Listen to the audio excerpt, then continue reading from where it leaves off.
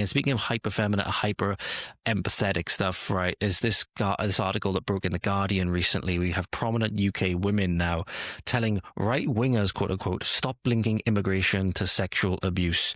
Same kinds of women, mind you, that if they get so much as looked at in a funny way, or catcalled or something like that, or wolf whistled at, they'll say that it is an assault on their rights, it is an assault on their bodily autonomy, it is an assault on their freedoms, it is misogynistic, it is likely racist, it is all of these things, right? But then they'll stop linking it to immigration when it comes to, again, they said nothing about the rape gangs, they said nothing about the asylum seekers that are doing heinous things in, terrifying women in flat residences, and obviously then the police will go arrest the woman defending their mother, their immunocompromised mother. Shouldn't surprise you that Zara Satsuma's on the list. Says your exclusive letter says politicians are exploiting violence against women to quote-unquote fuel hate and division. Prominent women, including cultural figures, politicians and campaigners, have signed a letter criticising right-wing attempts to link sexual violence in Britain to asylum seekers, criticising attempts to say the truth. So Paloma Faith, Zara Satsuma, proper name is Zara Sultana, again, Charlotte Church, Diane Abbott, Anushka Shankar and Shami Chakrabarti form this open letter, right? We reject the far right's racist lies about quote-unquote protecting women and girls. They are not defenders of women. They exploit violence against women to fuel hate and division. Again, they accuse the right-wingers of doing the exact same thing, which they are doing, which is claiming to speak for all women or claiming to speak for everybody that has a voice on this issue or anybody that's been affected by sexual violence, because there are plenty of other women on the right. Many instances, like Morgan from the Women's Safety Initiative was the one that pointed out that these women would be the first to say if they were catcalled, and looking at a lot of the women, I can't see many of them being catcalled whatsoever.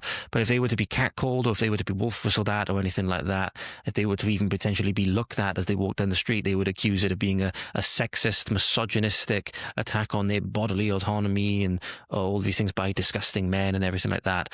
But obviously they got to protect their precious narratives of diversity and multiculturalism. So you cannot link it to something like immigration and illegal immigration, despite there's copious evidence to suggest. Now, there's literally a case popping up pretty much on X every single day of another quote-unquote asylum seeker or another quote-unquote cultural enricher that's doing some heinous crime to a woman, usually of native descent, as we've seen with the rape gangs, for example, and the ethnographic makeup of the victims of the rape gangs, for example. But again, these people, they're saying that the rape gangs are just a racist conspiracy. A lot of these people were saying. Naz Shah, obviously not a signatory to this letter, but again, she was one that's liked and reposted something that said these girls need to shut up for the sake of diversity.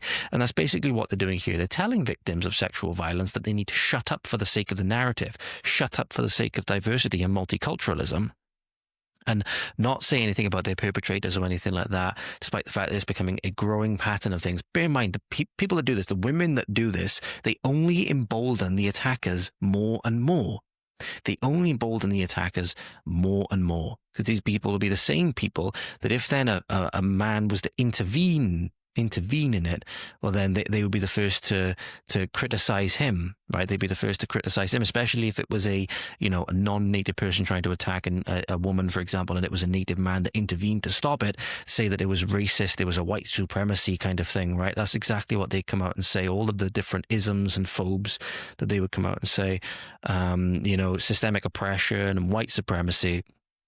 And they're only going to make those men that would otherwise defend the women not want to defend them because they know they're going to turn out like Daniel Penny. But not only that, you're going to remove the defenses of women, and then you're going to embolden the attackers against them. So again, these women, the women in particular, St. Paul was right. St. Paul was right, and I'll leave it at that. These are who St. Paul was warning us about. There's a joke in there, ladies and gentlemen, if you know about that. Again, I'm only joking. Don't cancel me now.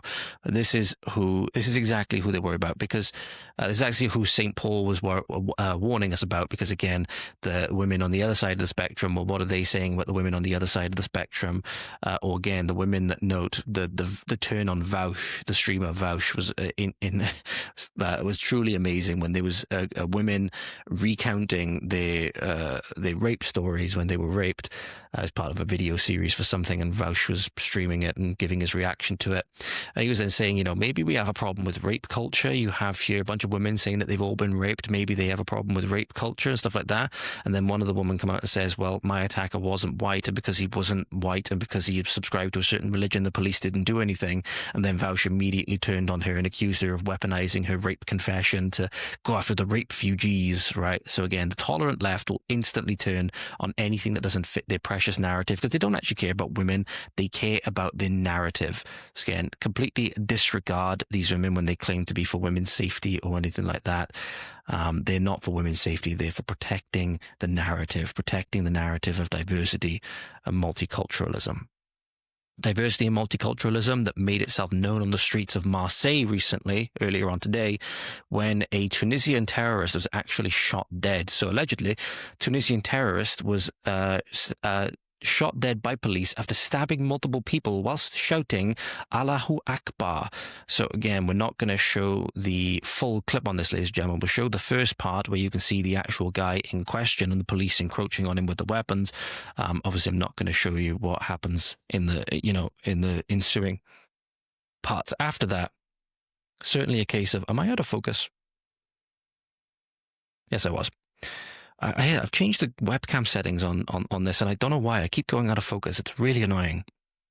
But again, this was on the streets of Marseille. So again, every time I say, ladies and gentlemen, that again, the streets of France, if you are one of these foreigners, you're likely quite safe. You're likely fairly okay with what's going on. If you're a native French person, you want to be very, very concerned. You're no longer safe in your home country anymore, and you really should do something about it.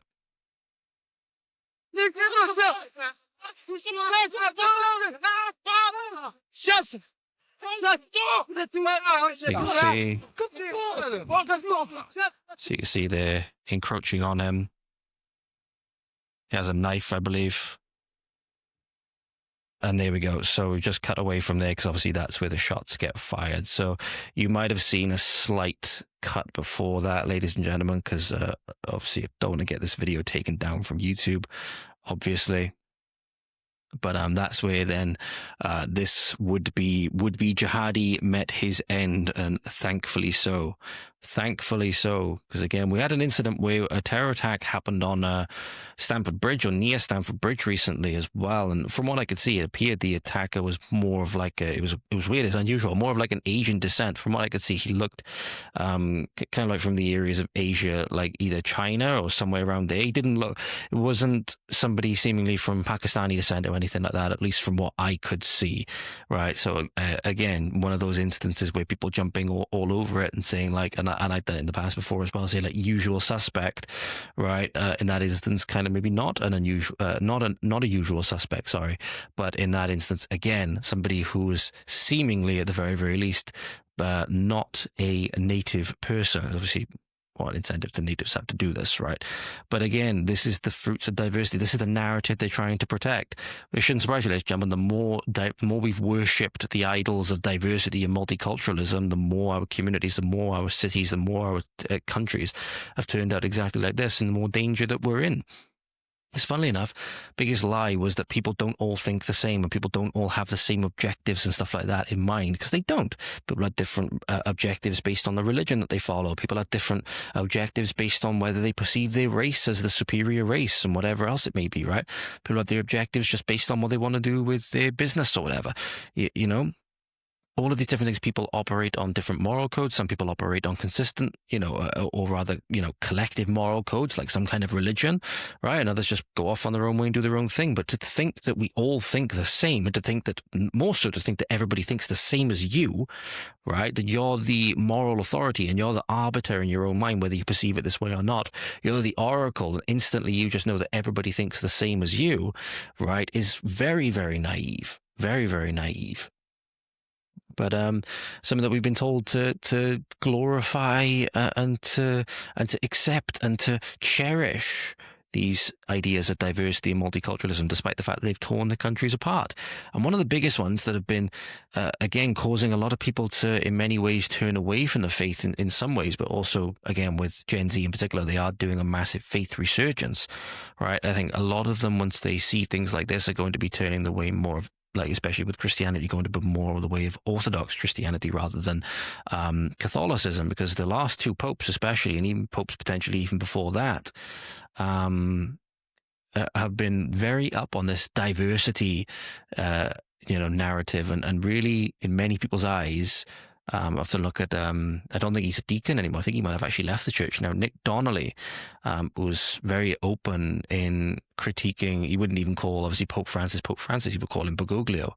I think that's what you might call a sedevacantist, I think is the term that you would use to describe that.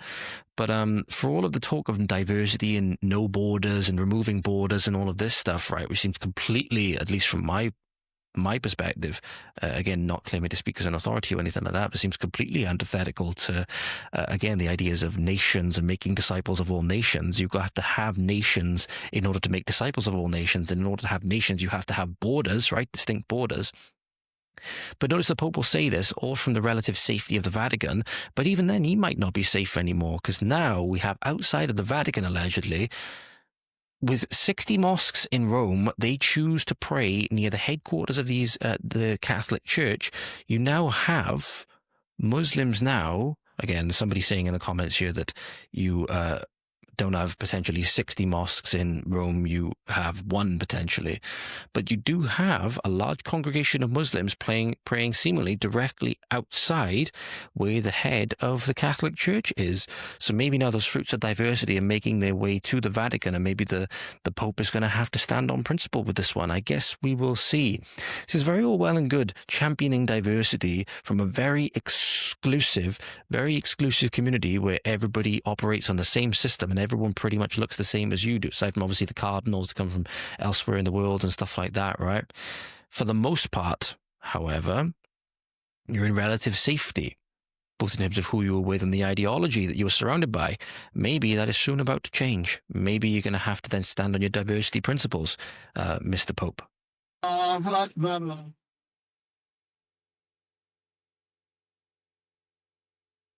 Allahu Akbar. Allahu Akbar.